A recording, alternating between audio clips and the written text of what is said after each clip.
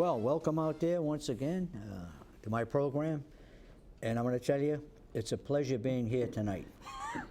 After last night, which was Tuesday, the election in the city of Fall River, for the mayor's job and for the city council, the school committee got a bye because there weren't enough candidates to run. But the mayor's race, maybe not a surprise to everyone, but a sure shock to, I imagine, the incumbent mayor on the 6th floor and his supporters. You have Jesu Correa with 4,774 votes, and you have Mayor Sutter with 4,106 votes, a difference of 668 votes. And when you calculate the votes given to Mr. Sylvia, Mr. Alexander, and Mr. Renzi, the other candidates that were running for mayor, their vote total is 1,114 votes. And when you add that to the deficit suffered by the mayor, you come up with 1,782 votes, gentlemen. Bob, welcome to the program. Dan, welcome to the program. Always a pleasure, Richard. Thank you, Richard. This is a good night. 60-40, that's actually comes out to about 60-40. Yeah, That so is, 60% of the people who voted against the incumbent mayor. That's quite a that's quite a message, I think. Now let me just let me mention this that came to my mind today as I was coming over here, which you had Mayor Correa, rainwater tax, voted out. Flanagan, pay as you throw, voted out. Sam Sutter comes into office, he imposes an apartment tax. Is he going? I believe he is. I think that it's not only that, but those are always the straws that broke the camel's back. But people are not happy with his administration, his lack of contact with the people of Fall River, his basically his inaccessibility as the mayor, and his seemingly ignoring the public. You know, they say that, well, if you have your real estate taxes, years ago, it paid for everything. You paid it, you grumbled, but you paid it, and that was the end. But these nitpicking taxes, fees, these cause controversy in coffee shops that never go away. Well, that's the problem, because, you know, years ago, as you well know, Richard, and I know Danny's been a student of the game, but, you know, politicians really feared raising taxes. They realized it raised the ire of the public. But it seems that this new breed, it's like they're trying to convince the public that, Death listen. wish? Do they have a death wish? Yeah, they love taxes. It's like their answer to every issue is never to make government smaller, never to be more efficient, but to tax more. And I think that, you know, Sam is now, he's continuing that, and maybe after he gets the axe, maybe after 3 consecutive people try to get it, maybe they'll begin to wake up and try to shrink government rather than shrink the pocketbooks of all the people. Voters can suffer, you might call silent fees, innocuous fees. You know, you go down to register your dog, get the license, it's going up $4. Go down to the registry of deeds, you want to put a deed on record. It's not $75 anymore, it's $95. But these things go to the heart of everybody in the city of Fall River. And it's because they affect everybody. See, you want a marriage license, a dog license, any other number of fees, those are individual user fees. This cuts across the entire city. Yeah, you're right, Dan. They're not really fees; they're taxes, because when everybody has to pay them, it's a tax. Correct. You know, when you pay a fee, normally it's an optional thing. You want to get a license, a fishing license. Well, if you don't want to fish, you don't pay Correct. for a fishing license. And he's right. It's something personal to the applicant. And I really truly believe that, I think during the first debate, the debate hosted by Spindle City Straight Talk, I think at the end, when the mayor tried to make the comparison of New Bedford and Fall River, how it was $100 and some, they pay $100 and some more in New Bedford, and I think Jaisal, in his rebuttal, just encapsulated the whole issue. He said, well, in New Bedford, they pay $100 and some more for taxes, but they don't have a stormwater fee, they don't have a trash apartment fee, they don't have purple bag. And he put the litany of these fees down, which then, if you compare that, we're paying, $1,000 more than the people in New Bedford. And I think this is that basically says it all about, they try to pretend they're not taxing you, but the bottom line is, if you're paying this every year, you're paying it. Well, are the city, is the citizens in the city of Fall River ready for a yard waste fee based on the square footage of your yard? Don't give them any ideas, Richard. So you get 3,000 square feet, you're going to pay based on, that was the reasoning behind the stormwater fee. So I just received a very secret message here.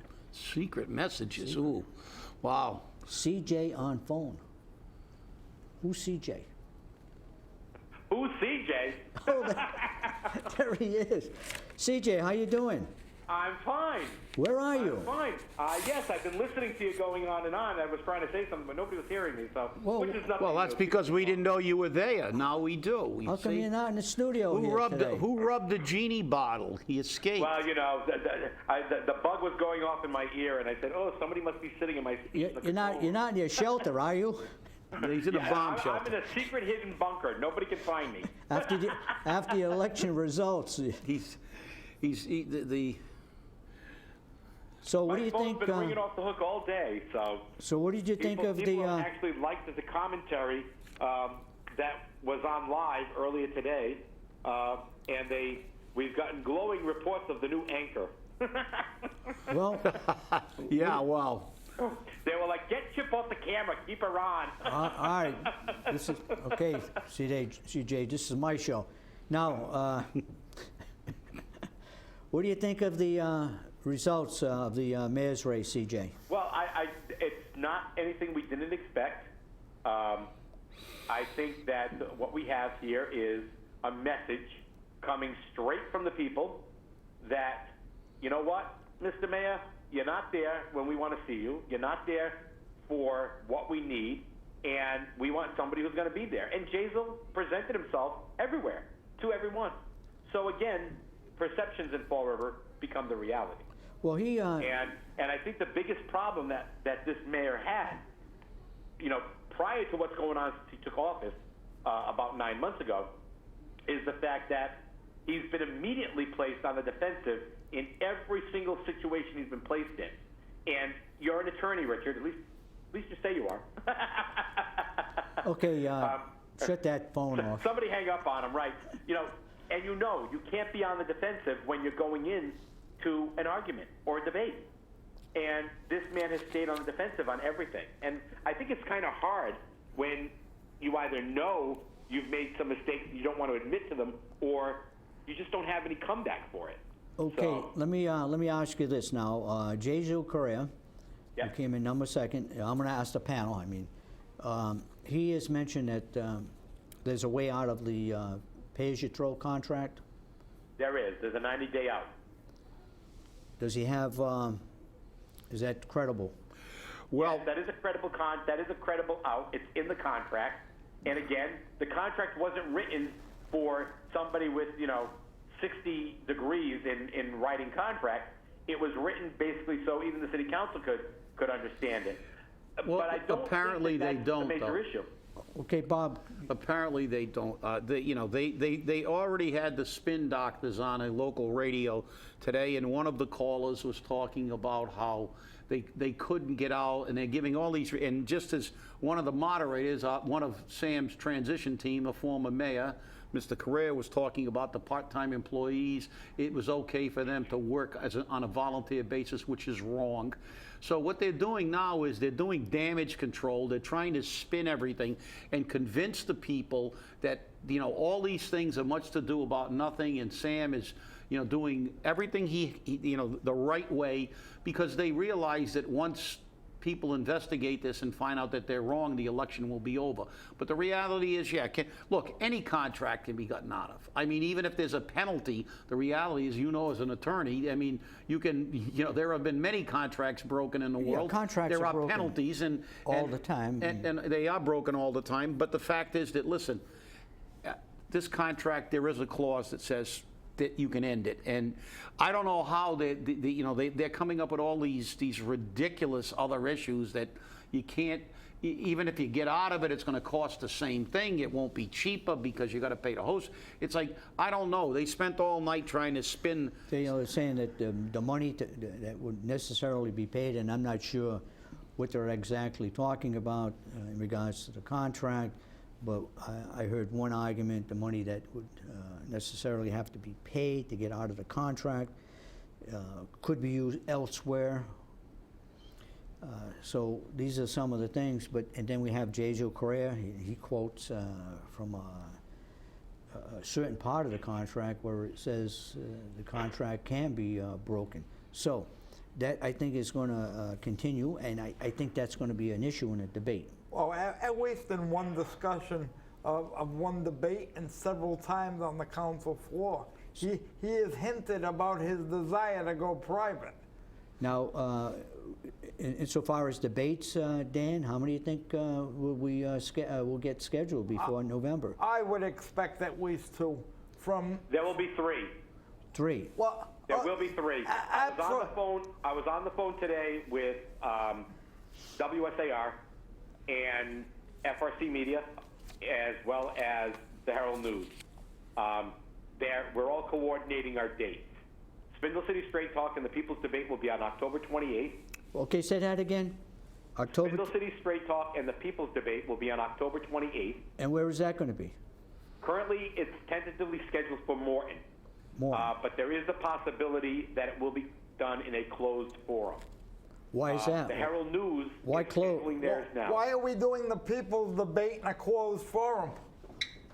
That's being discussed right now between FRG-TV and FRC Media in order to avoid what occurred at the last two debates. That's baloney and Swiss cheese. That's baloney and Swiss cheese. Well, you're going to have to change the name of the debate from the People's Debate to Fall River Media's debate, because there was more action in the Herald News's debate, and I don't see Right, the Herald the Herald News News is currently- or anybody else changing their debate from a public forum. So Right. I can And I am tell all you. Listen, we're on the air now, and I'm going to say it right now. If that debate is held in a closed forum, I will not attend. I will encourage everybody I know not even to watch the thing, because I'm not going to participate. I'm not going to, this whole exercise is about allowing the public to speak. And if the public can't attend the debate, if we're going to wrap these people in cotton and insulate them from the feelings of the people because of some school president who wants another grant for more air conditioning, that's his problem. But I'm not going to participate. I agree with you. I believe in the public forum. But again, I'm looking at what the media... Well, Spindle City Straight Talk could go on their own and do their debate with CAG if we can't get it in an open forum, and that's what we should do. Okay, let's get off the. Well, the other two debates are being scheduled by the Herald News and by WSAR. WSAR's is on October 7th at 7 p.m. And there's a question on whether they're having it at the studio or if they're doing it at the BCC studio or where. That's kind of been. Or maybe in Nuremberg. Let's get off that, because we're going, Maybe it's in Nuremberg. Now, what would be Dan? What are some of the top topics you'd expect in a debate? Some of the questions, basically. How you going to make government smaller? How you going to reduce the burden on the taxpayers? How are we going to stop bonding? How are we going to protect public safety? What are we going to do to change, working with the state legislature, to change every form, to break the empire that is the school department? which has encapsulated this city and pit public safety against DPW and education for years. And I think that it's going to be an extremely contentious debate, because I think Sam is going to personally attack Jaisley. He's already begun that. Okay, when you say and a personal attack, in what respect? Well, I mean, he's already begun to question his ability and his age, and bringing everything outside of the fact he wants to, you know, I think it's going to, and don't get me wrong, it's not that I object to this, because I like a good old mud throwing contest isn't bad for anybody.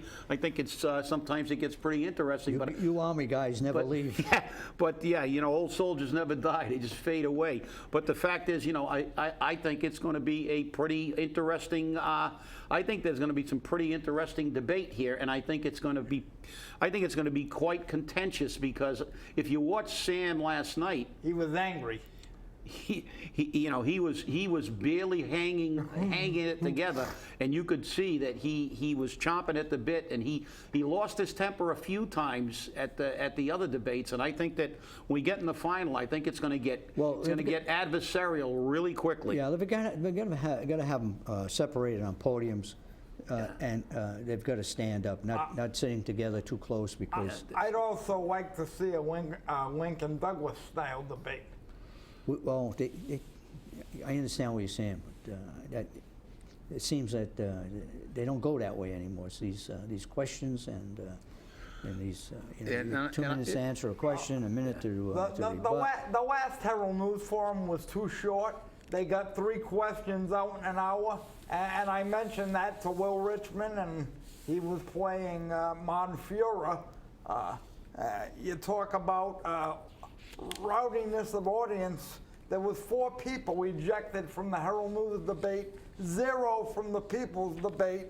So we know who had the trouble maintaining their audience. Yeah, well, Okay, now let's move on. We can touch a little more on the mayor's race, but the city council race. Any big surprises? yeah, well, not really. Not I mean, really. I mean, if you look at all nine city council incumbents made it into the 18.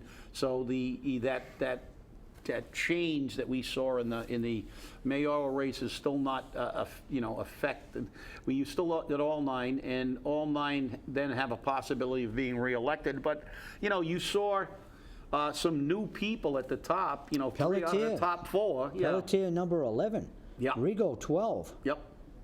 Pat Casey, let's see, 12, 13, 14, 15. You think she's out? I believe I would Pat be Casey extremely is out. surprised if she gets it in. She only got 1,771 votes versus Sean Condeem, top vote getter with 4,676. Which nauseated me. So it could be that Pat Casey, And I would say Danny Rigo is in some trouble too. when you get it down there, they, he's got. The only thing that could potentially turn this around is that old mentality of some of the older voters where they vote for the top 7. And that's always what has always benefited the incumbent in the general election, is because they're at the top of the ballot. And in this case, there's only 7 incumbents at the top of the city council race. Do I think it's going to break them out of the 15th position? No. But Well, you got number 1 is a newcomer in a sense. Do you call him a newcomer? No. Yeah, well, that's the problem. The newcomers are truly not newcomers in the Okay, city. That's right. but you got this guy Pont. He's number 2. He's about the only one you could classify as right, kind of a he's newcomer. And he's LeBeau? supported by all the LeBeau? tax dollars. Neighborhood leader. LeBeau was 4th. Fourth.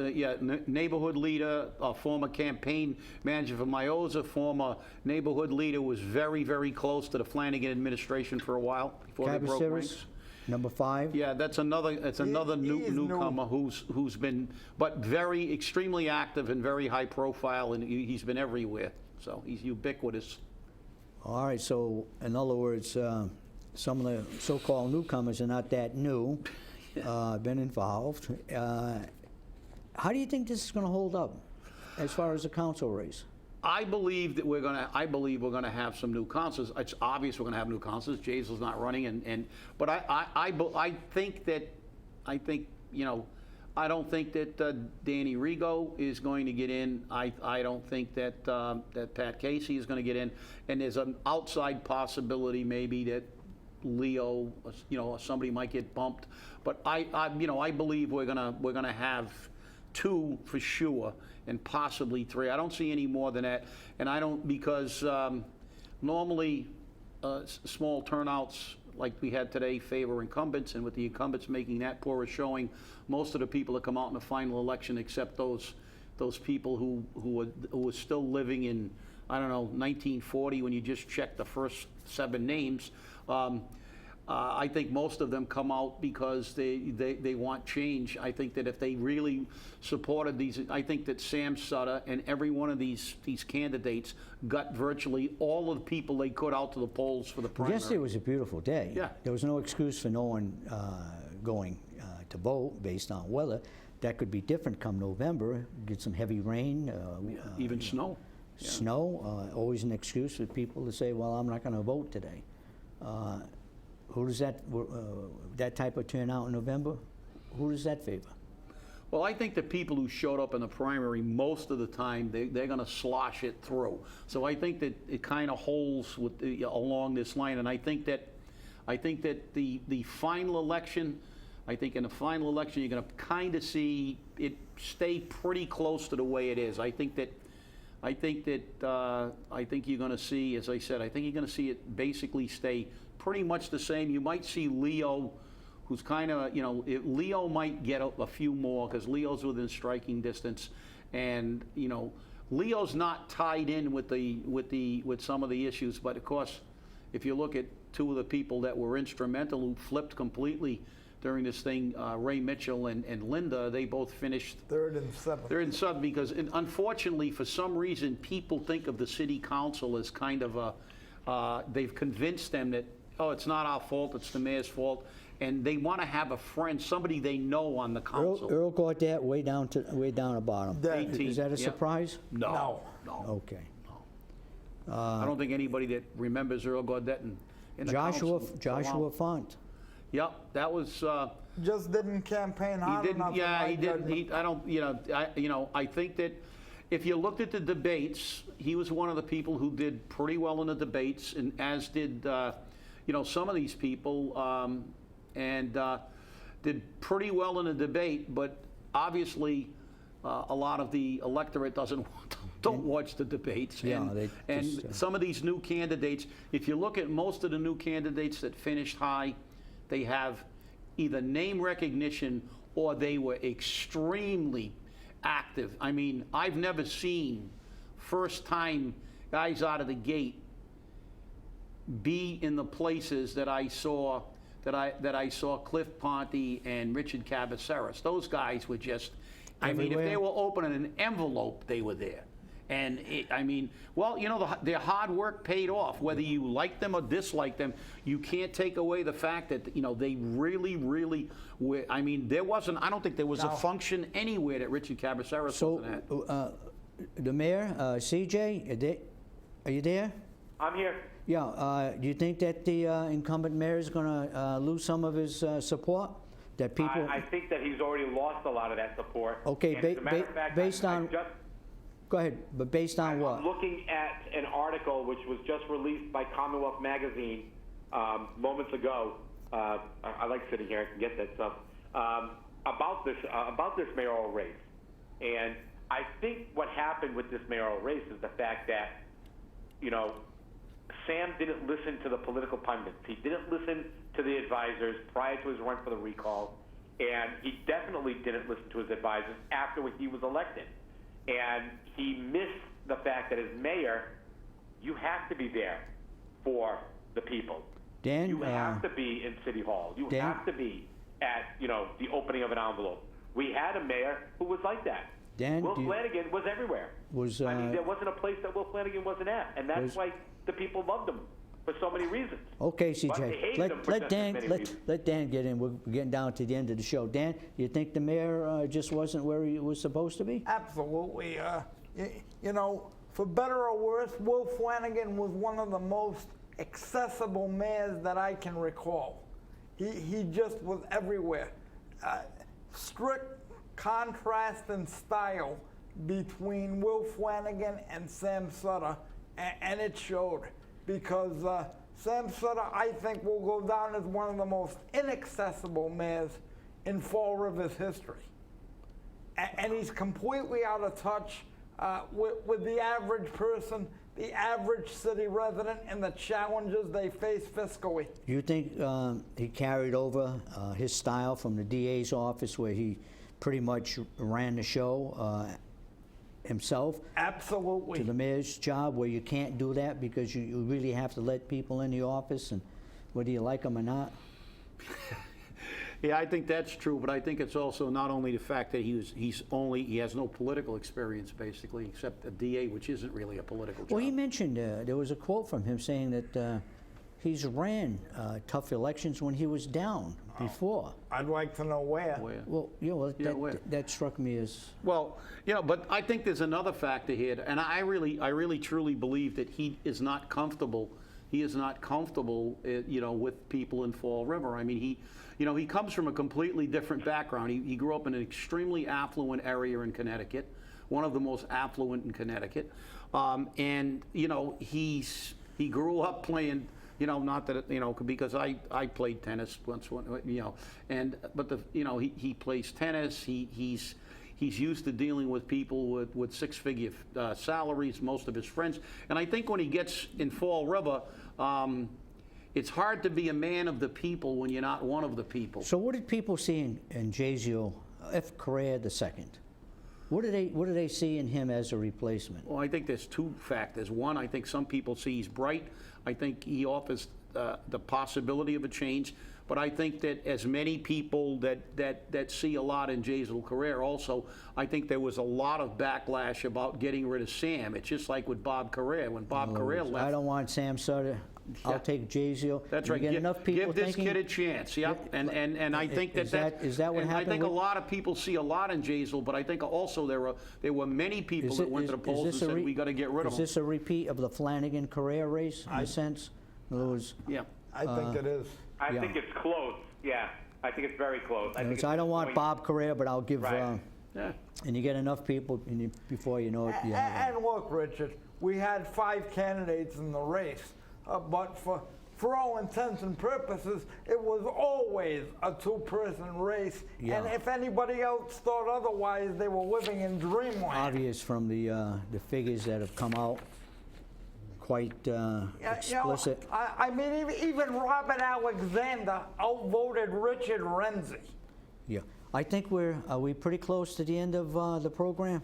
Well, gentlemen, look, always a pleasure to have the 3 of you here. Any predictions? Bob? I think Jaziel's going to win.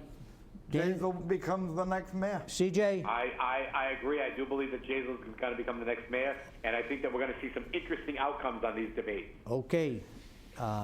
Thank you out there, and thank you, gentlemen, for being here, and thank you out there for watching. It's always a pleasure to be here.